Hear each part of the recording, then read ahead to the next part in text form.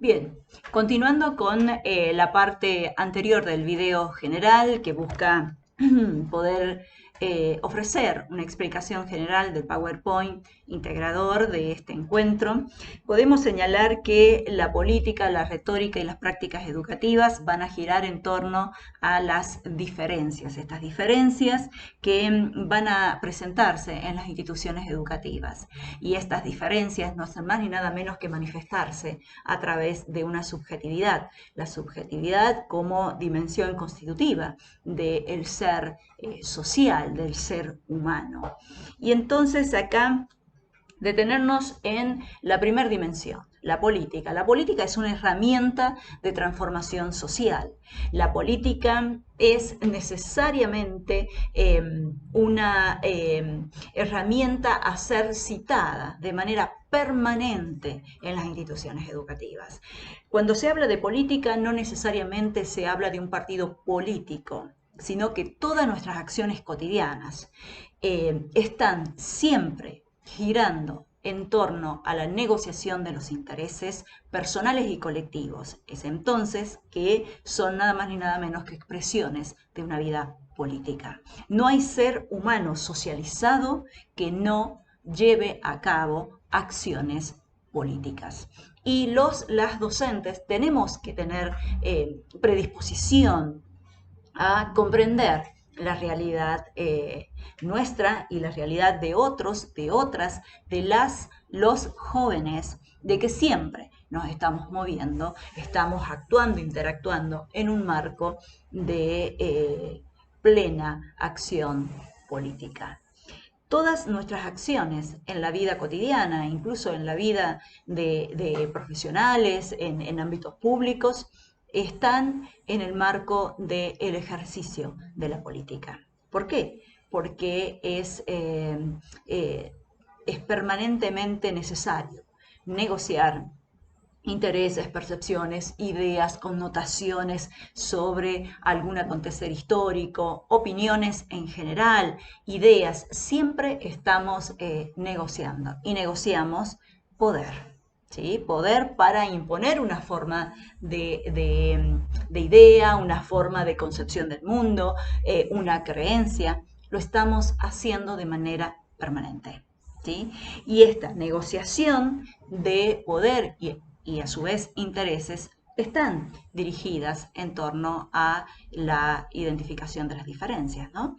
Y entonces en ese marco de la negociación del poder en toda nuestra vida cotidiana, también se hace presente la forma de la negociación, es decir, la forma del discurso, del relato, que busca conmover, ¿para qué? Para poder imponer, para poder lograr el triunfo de una idea en el conjunto de otras tantas, ¿no?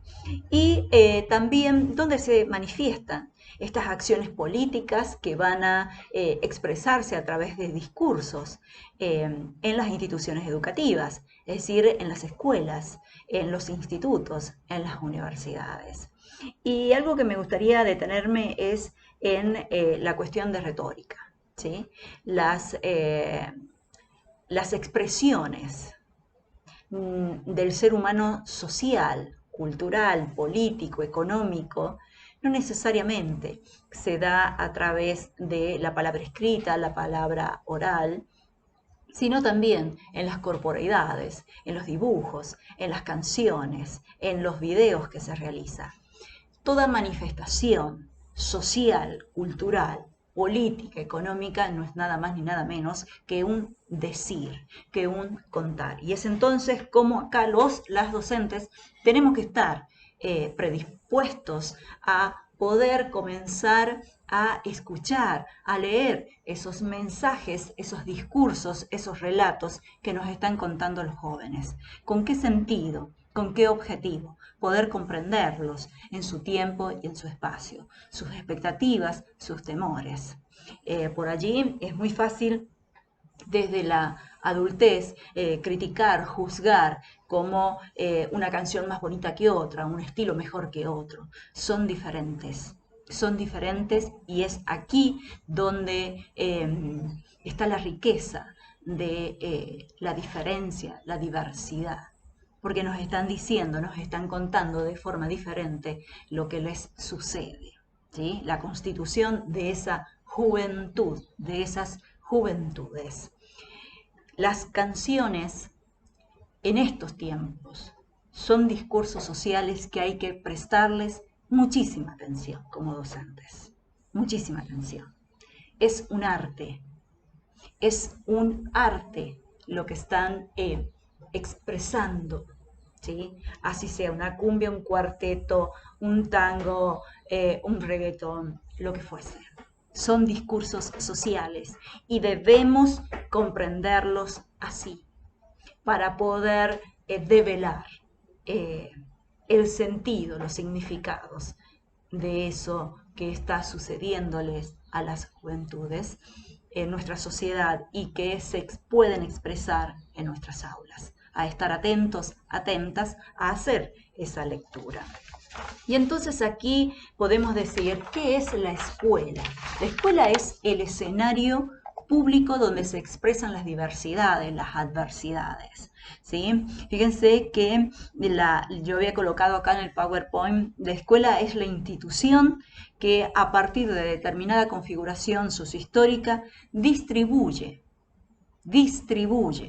conocimientos y regulaciones morales. Las instituciones educativas tienen por función histórica, por rol histórico, decir lo que está bien y lo que está mal, independientemente de otras instituciones que también lo dicen. La particularidad es que en las instituciones educativas la transmisión del conocimiento y de pautas, normas y valores se hace de manera intensiva y extensiva. Intensiva porque es repetitiva a través de una trayectoria escolar y formativa, y porque es extensiva, porque a través de un solo docente se puede distribuir estas pautas, normas y valores a 30, 40, 100 estudiantes a la misma vez. ¿Sí? Entonces, esto es muy importante. Pero también me interesa la expresión, la definición, la concepción que Ana María Brígido, uno de los documentos que ustedes han leído, señala qué es la escuela. ¿Sí? Tomado obviamente de otro teórico, no obviamente, pero tomado de otro teórico como Pierre Bourdieu, quien va a señalar que la escuela fue la encargada de establecer y distribuir arbitrariamente los significados culturales válidos y necesarios para el progreso de la población. Esto es fundamental porque trae como implicancia la presencia de un Estado. Es el Estado, a través de las instituciones educativas, quien establece qué es lo que se debe saber, ¿sí? Qué es lo que se debe conocer y cómo hacerlo. Y esto es importante porque estamos preparando ciudadanos, ciudadanas, en el marco de las necesidades de la sociedad en la cual se encuentran. Y entonces, allí cuando se distribuye arbitrariamente estos contenidos, estos valores, estas pautas y estas normas, se va constituyendo la subjetividad de los y las sujetos. Y entonces yo tomaba algunas apreciaciones generales, ¿no? De qué es la subjetividad. Es el conjunto de emociones y sentimientos construidos en torno a experiencias humanas que dependen, ¿sí? De aquellas creencias en un tiempo y en un espacio en particular, en relación a determinados objetos o sujetos. Es decir, que son aquellas conjunto de ideas, emociones, sentimientos, creencias, representaciones, desde donde miramos al mundo, desde donde lo comprendemos, lo describimos, lo valoramos. La dimensión subjetiva está justamente en las estructuras mentales, ¿sí?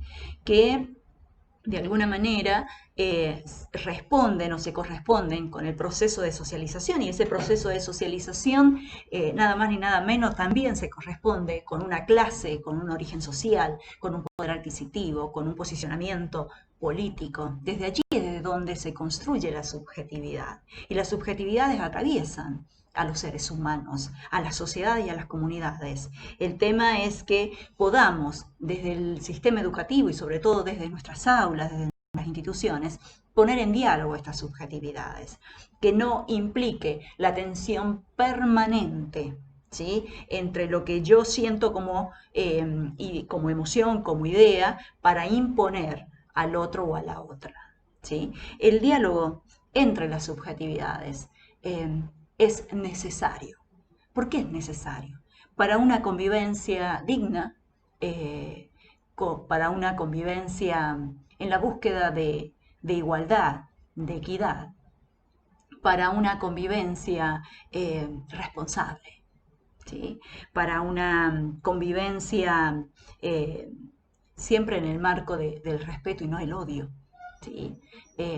Considero por allí que muchas de las expresiones de violencias físicas, psicológicas y simbólicas tienen que ver con el interés de que algunas subjetividades predominen sobre otras.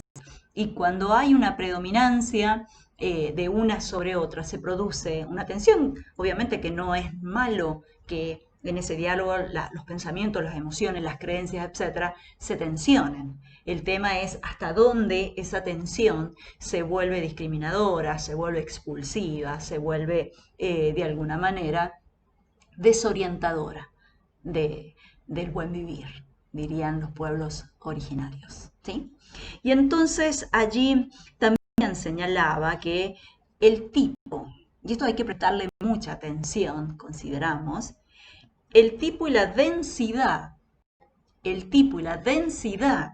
de las emociones en nuestras instituciones educativas, en nuestra sociedad, ¿sí?, en relación al otro, a la otra, que es diferente a mí, ¿sí?, supone a veces, en su mayoría, a un sujeto abyecto, ¿sí?, menos, despreciable, a quien hay que odiar, discriminar, ¿sí?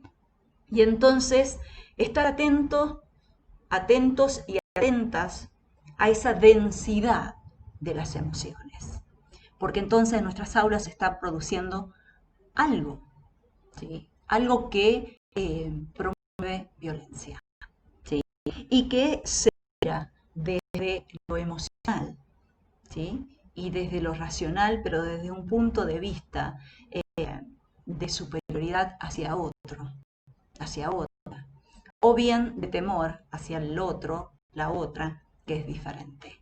Y se tiende a caer en la discriminación, ¿sí?, y por ende a la violencia física.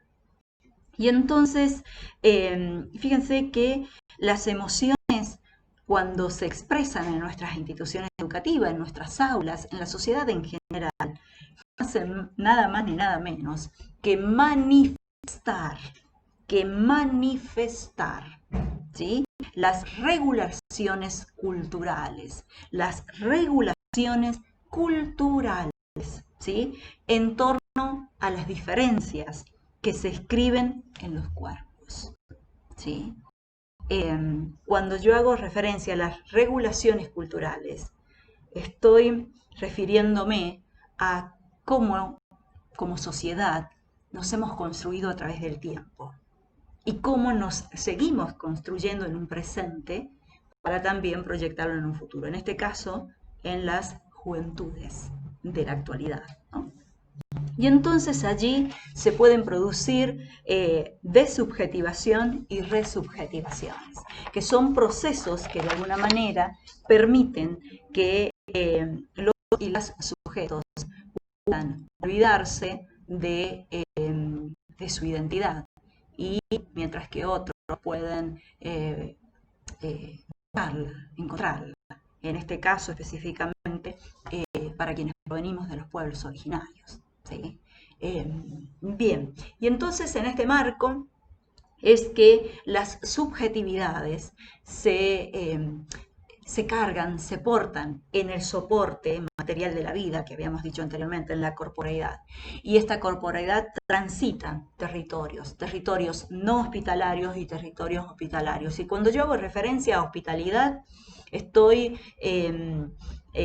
refiriéndome específicamente a aquellas instituciones que cobijan, que cuidan, que dialogan, que contienen, y no la contención caritativa, sino la contención en una mejor distribución social del conocimiento. ¿Sí? Y entonces allí en los territorios educativos no hospitalarios se hacen presentes las desigualdades, pero son tratadas con métodos y técnicas de transmisión y criterios de conocimiento totalmente homogéneos, sin tener en cuenta la diversidad de desigualdades. No hay una desigualdad, hay una diversidad de desigualdades. Y a su vez, también los no hospitalarios, tanto el origen social, la etnia, la religión, las creencias, las necesidades, los intereses, la historia personal y familiar, estigmatiza, ¿sí? Estigmatiza, diferencia. Entonces, el chico, la chica, la joven, el joven que asiste a las instituciones educativas se sienten incómodos. Y al sentirse incómodos, incómodas, quieren irse. Y si no plantean un escenario de mucha dificultad para llevar a cabo el proceso de enseñanza y aprendizaje. Y entonces el sistema educativo, la escuela y el docente se suelen actuar con prejuicios, con una valoración eh, muy despectiva hacia el origen, hacia la clase social, hacia las creencias de nuestros y de nuestras estudiantes. Por eso es importante aquí identificar aquellas prácticas pedagógicas y didácticas diferenciadoras entre quienes aprenden bien y aprenden mucho y rápido, y aquellos que aprenden poco, aprenden mal y aprenden lento. Y entonces allí también se pone de manifiesto una pedagogía de la indiferencia. Y yo continúo dando clase y yo tengo que terminar mi programa. Y esto no significa detenerse uno por uno en los y las estudiantes, sino comprender, entender su origen social, su territorio, sus intereses, su significación. Y entonces allí armar, construir, diseñar, poner en práctica dispositivos pedagógicos que hagan más amenas nuestras clases, que los contenidos sean correspondientes con el contexto en el cual el chico y la chica se corresponden, ¿no? Y aprendan. Y por otro lado tenemos estos territorios educativos hospitalarios que destituye esa idea del origen natural de las cosas. Y esto es muy importante porque en las instituciones educativas hospitalarias, en las escuelas, en los institutos y en las universidades, pensar que todo lo que acontece en nuestro alrededor y en nuestras aulas y en nuestras galerías no es nada más ni nada menos que una construcción social. Y cuando yo tengo en cuenta esa idea, puedo pensar que desde la educación se puede transformar y que si el chico, la chica, la juventud expresa determinadas necesidades para aprender o para expresarse de forma diferente ante un contenido determinado, entonces allí esta mirada naturalista cae. ¿Por qué? Porque cada expresión de la juventud es una expresión de su tiempo, de sus intereses.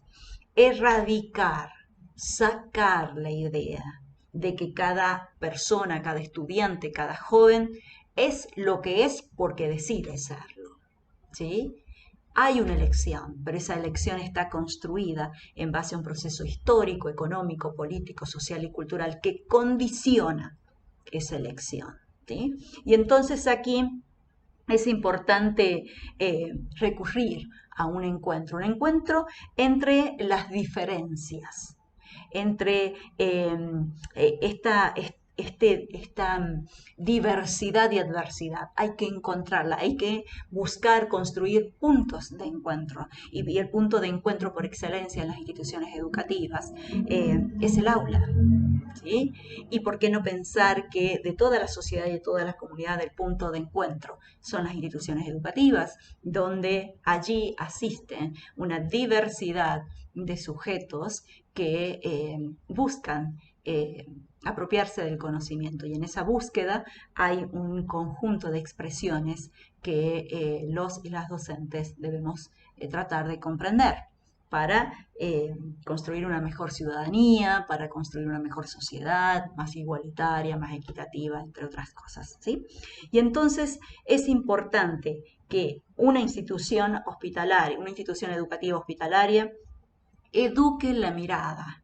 ¿Cómo miro al otro y a la otra que es diferente a mí? ¿Sí? Los gestos hablan, las miradas dicen. Y entonces acá Scliar dice, hay que educar la mirada. Esta mirada que a veces la llevamos a cabo desde un lugar alto, ¿sí? Un lugar, ¿cómo podría decir? Un pedestal. Y miramos al estudiante como si estuviese en inferioridad en nuestras aulas, ¿sí?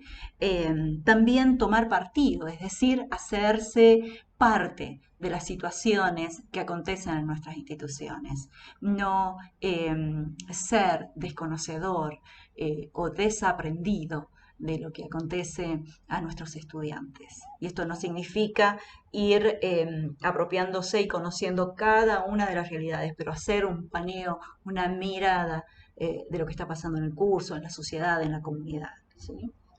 También poder dejar atrás la idea de y la fuerte concepción de la meritocracia. ¿Sí? La meritocracia es una posición que en los últimos años ha tomado muchísima fuerza en el sentido común y transita, recorre distintos ámbitos de nuestra sociedad, donde pareciese que cada persona merece lo que puede hacer. El tema es el siguiente: cuáles son las condiciones económicas, políticas, sociales y culturales que han permitido que esa persona logre determinado mérito. Con la voluntad, dicen algunos pensadores, no alcanza. ¿Sí? Y entonces por allí se cae en la idea donde decimos, nuestros estudiantes, ese chico, esa chica aprueba porque tiene voluntad. La voluntad es importante, pero si no hay condiciones económicas, políticas, sociales y culturales que aseguren, ¿sí?, lograr alcanzar un título, lograr alcanzar la aprobación de una asignatura en un parcial determinado, entonces estoy desconociendo y estoy naturalizando que algunas personas son más aptas que otras, ¿sí? Y el docente, las instituciones educativas, la sociedad, no puede, es decir, puede, pero no debería posicionarse en una mirada meritocrática, ¿sí? Como docente conozco muchos y muchas estudiantes de departamentos alejados que hubiesen sido muy buenos profesionales de diversas instituciones de educación superior. Eh, Son brillantes en el conocimiento que el nivel secundario les ofreció, pero no podían pagar el boleto para transportarse al centro, a Rivadavia, a Capital, ¿sí?, para continuar estudios superiores. Y entonces acá he visto cómo algunos y muchas estudiantes no pudieron lograr alcanzar un título. Es decir, tener el mérito plasmado en un título, porque las condiciones de su contexto no le favorecieron. Entonces la palabra meritocracia, el paradigma de la meritocracia, debe ser interpelado, por nosotros, por nosotras, las y los docentes. Y entonces acá nos vamos a concentrar en una pedagogía de la diferencia. A la diferencia se la festeja, se la comprende, a la diferencia se la hace presente. Se la hace presente en el aula. ¿Y cómo se hace presente? A través de su reconocimiento. Y entonces, ¿cómo habitamos las instituciones en el presente entre la idea de lo homogéneo y la idea de lo diferente en el marco de las juventudes, ¿sí? De esa subjetividad construida en los jóvenes y de la cual participamos las docentes? Y poder habitarla consideramos desde un paradigma de la interculturalidad. La interculturalidad es un paradigma latinoamericano que, si bien nació en Europa hace más de 30 años, que se está trabajando en Latinoamérica y que postula la importancia, no postula, sino manifiesta que los pueblos, las sujetos deben interactuar, ¿sí? Deben interactuar culturalmente. Yo debo permitirme conocer al otro y el otro también debe permitirse conocerme a mí. Y en esa búsqueda de conocimiento, recorrer historias, recorrer espacios, territorios, condicionamientos, tristezas, alegrías, que me permitan realmente conocer la diferencia que hay en el otro con respecto a mí, ¿sí? La interculturalidad es la posibilidad de la construcción de una sociedad donde el diálogo sea el puntapié para iniciar cualquier recorrido a una transformación de la comunidad, de la sociedad, de los pueblos y de los y las sujetos, en las instituciones educativas y en cualquier otro tipo de institución. Y entonces allí la interculturalidad supone un encuentro igualitario, un encuentro donde no prime la caridad, sino que prime la solidaridad, un encuentro donde las corporeidades, el cuerpo, el sentimiento, el color de piel, el color de cabello, la forma de ser y hacer, tengan el mismo valor, tengan el mismo sentido en una sociedad, ¿sí? Que se puedan significar. La interculturalidad pone su acento en que todos y todas, en que todos los pueblos y todas las sociedades tienen una historia, y esa historia forja identidades, formas de ser y hacer, la idiosincrasia. Y entonces allí podemos pensar que nosotros, nosotras, en Argentina, en San Juan, tenemos un estudiante, una estudiante, no europea, sino latinoamericana, con toda una historia, como sociedad, como pueblo, como familia, ¿sí? Pensamos, decimos, actuamos, no por una decisión del presente, sino una decisión histórica, ¿sí? Una decisión, cuando yo hablo de decisión histórica, que fue construida de otros para otros y que también nosotros construimos para otros que no vamos a conocer a veces, ¿sí?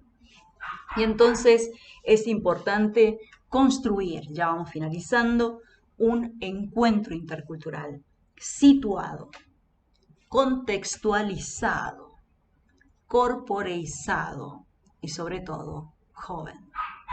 Una interculturalidad joven es poder conocer, comprender las juventudes, la joven y las juventudes en un tiempo y en un espacio, y poder comprender que son corporeidades, que transitan un tiempo, que transitan un espacio, y que piensan, que sienten y que nos dicen. Y entonces así poder dejar atrás esa idea de sujeto periférico. Y cuando digo de sujeto periférico es cuando en el pasado se pensaba que los jóvenes, las jóvenes, no podían decir porque no tenían experiencia. Pueden decir, pueden expresar. Y lo importante es escucharlos y escucharlas, ¿sí? El sujeto periférico debe volverse también protagonista. Y de nosotros, de nosotras, depende. ¿sí? Entonces, culminando esto, esta exposición, esta explicación, es importante, consideramos, interrumpir la y las escenas escolares para disentir con los patrones monoculturales, ¿sí? Y así promover prácticas educativas más desconcertantes, las cuales rejuvenezcan los dispositivos escolares tradicionales, construyendo una forma de pensar y diseñar el acto educativo desde la diversidad y de la adversidad, no teniendo miedo, sino planteándonos como desafío, ¿sí? De hecho, lo hemos realizado este año con la virtualidad. Problemas de acceso a la virtualidad lo hay. El tema es qué hacemos aquellas que hemos tenido la posibilidad de acceder a este medio y a esta forma de comunicación. Hemos construido para otros y para otras que en este momento no pueden acceder, y seguramente que sí. Las mínimas acciones son muy valiosas, son muy válidas. Y entonces es importante reconocer y aceptar a un o una sujeto resituada de forma personal y colectiva, a través de su subjetividad, de su pensamiento, desde sus emociones. Y sobre todo, comprender que la juventud y las juventudes deben ser entendidas, comprendidas y miradas como jóvenes, ¿sí? La juventud es la posibilidad de que todos y todas las sociedades eh, piensen que pueden cambiar y que puedan transformarse, perdón, a través del tiempo. La juventud es la esperanza, pero a la esperanza hay que construirla ahora, ¿sí? Entonces, nada más que decir, un placer, perdón la extensión del tiempo. Me gustaría decir más, hacer unas reflexiones un poco más amplias, pero el tiempo es tirano, dicen, ¿sí? Un placer, eh, espero haber contribuido a, a generar eh, un, un momento de, de, de repensar no solamente nuestras prácticas educativas, sino el contexto, el territorio en el cual se llevan a cabo nuestras prácticas educativas. Decirles que todo lo expresado acá no es nada más ni nada menos que el acuerdo de algunas ideas, reflexiones con mis colegas, Alejandra, Rosa y Florencia. Un placer, será hasta otra oportunidad. Adiós.